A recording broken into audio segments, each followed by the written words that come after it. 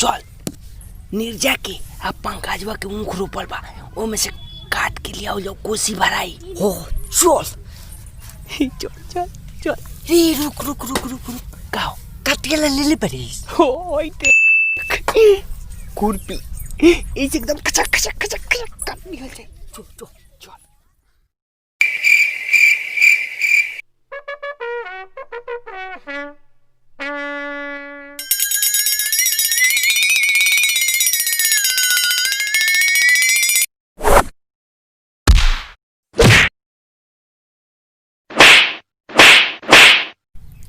साल भर से ऊख जोगा के रखले बनी ते काटे गेल बनी चल बक बक जल्दी बक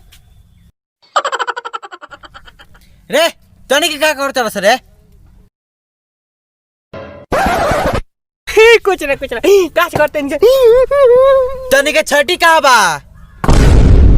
छठी ना ले लिए ना ना ना अच्छा रुक रुक रुक रुक मत जो हाथे में लेके भाग चला जाई का ना कुछ घास घास रे अब इनते ताकते बारी भाग जल्दी भाग पूछ ना पूछ अभिया ऊँखिया लोहटा ना ना छरछरवा हो हेजी से छिलबे त हिया ले छिला जाई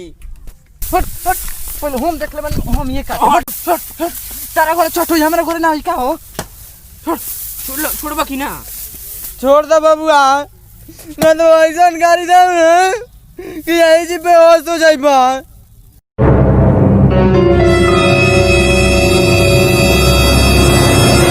अरे ये तो रुखा ना तब रे तो रुखा है तब काटल काहे बारा से तनी के लौकला त काटी लो ना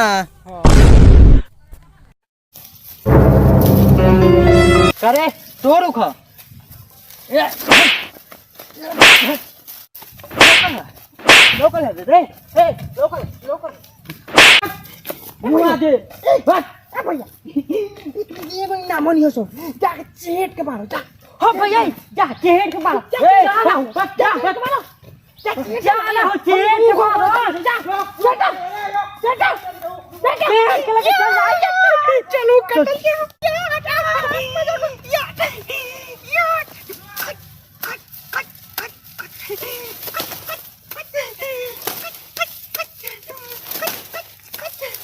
जल्दी जल्दी काट है जल्दी जल्दी काट ना हो भाई जल्दी वाह ले का भाग रुक जो रुक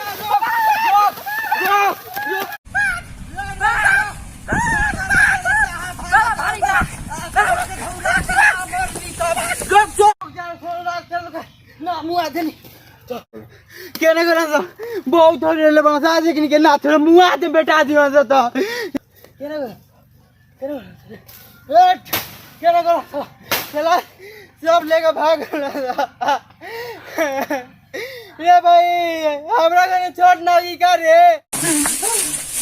रुक निकल मत ना चल घरे अच्छा हम जाता नहीं कुछ रे अब तेजो देख के आओ छठी में रंगाई दी की ना जाता नहीं कपड़ा बोतल नहीं